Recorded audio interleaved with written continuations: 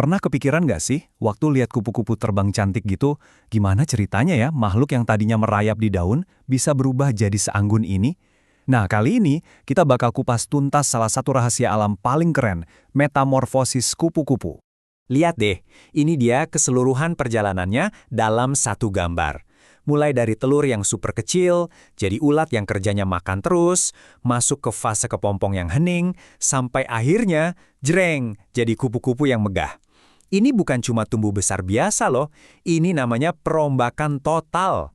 Nah, ini dia pertanyaan utamanya kan. Gimana ceritanya, makhluk yang bentuknya mirip cacing tiba-tiba bisa punya sayap yang indah dan rumit? Yuk, kita bedah keajaiban ini satu persatu. Oke, jadi perjalanannya ini punya 4 babak yang jelas, yang kita sebut metamorfosis. Dimulai dari telur, lanjut jadi ulat, terus kepompong, dan puncaknya jadi dewasa. Yuk kita lihat lebih dekat setiap babaknya. Oke, kita mulai dari tahap pertama, awal yang sederhana. Semuanya itu dimulai dari sesuatu yang kecil banget. Tahap pertama itu telur. Kelihatannya sih cuma kapsul kehidupan yang super mungil ya. Tapi induk kupu-kupu itu pinter banget. Dia nggak asal taruh telurnya di sebarang tempat loh. Ada strategi di baliknya. Jadi, telur ini bukan sekedar cangkang, tapi juga bekal hidup. Ditaruhnya pas banget di atas daun yang bakal jadi makanan pertama si ulat begitu dia netas. Keren ya, dari awal aja kelangsungan hidupnya udah direncanain. Lanjut, tahap kedua, mesin makan. Setelah fase penantian, sekarang waktunya buat pesta makan besar. Begitu pecah dari telurnya, si ulat atau larva, itu nama ilmiahnya, langsung tancap gas. Dia cuma punya satu tujuan hidup, tapi tujuan ini penting banget buat transformasi dia selanjutnya.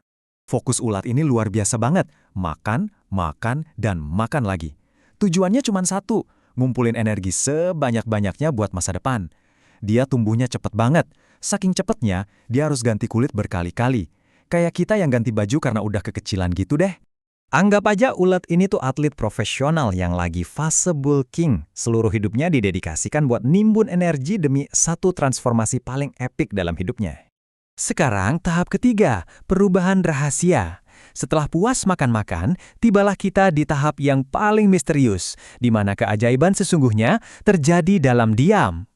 Ulat bakal ngebungkus dirinya pakai cangkang pelindung yang kita sebut kepompong atau krisalis. Nah, dari luar kelihatannya ya diam aja, nggak gerak sama sekali. Tapi jangan salah, di dalamnya lagi terjadi revolusi biologis besar-besaran. Ini bukan sekedar ganti kulit lagi. Di dalam kepompong, tubuh si ulat itu benar-benar melebur jadi semacam subsel. Terus, sel-sel khusus mulai kerja buat ngebangun lagi seluruh tubuhnya dari nol. Jadi bentuk yang sama sekali baru. Gila kan? Nah, proses ajaib ini punya nama ilmiah, metamorfosis. Ini adalah seninya alam dalam merombak total satu makhluk menjadi makhluk lain. Dan inilah inti dari cerita si kupu-kupu. Dan sekarang, tahap keempat, penampilan akbar. Setelah semua kerja keras di balik layar, tibalah saatnya buat pertunjukan utama. Dari cangkang yang tadinya kelihatan tak bernyawa, muncullah sesosok makhluk yang, beda banget. Kupu-kupu dewasa yang cantik ini merentangkan sayapnya untuk pertama kali, siap memulai babak baru kehidupannya di udara. Jadi, apa aja yang baru? Hampir semuanya. Tubuhnya baru, makanannya ganti dari daun jadi nektar bunga, dan misinya juga baru, cari pasangan buat memulai lagi siklus yang luar biasa ini. Nah, ini membawa kita ke bagian terakhir yang paling keren. Munculnya kupu-kupu ini bukan akhir cerita loh.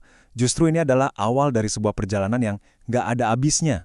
Ini adalah sebuah lingkaran kehidupan yang sempurna. Kupu-kupu dewasa akan meletakkan telurnya, dan dari telur itu, seluruh perjalanan ini akan dimulai dari awal lagi. Sebuah siklus alam yang elegan dan abadi. Transformasi kupu-kupu ini ngingetin kita ya, kalau perubahan paling drastis dan menakjubkan itu seringkali terjadi diam-diam, di luar penglihatan kita. Ini jadi bikin kita mikir, keajaiban alam apa lagi ya yang sebenarnya sedang terjadi di sekeliling kita, yang mungkin belum kita sadari?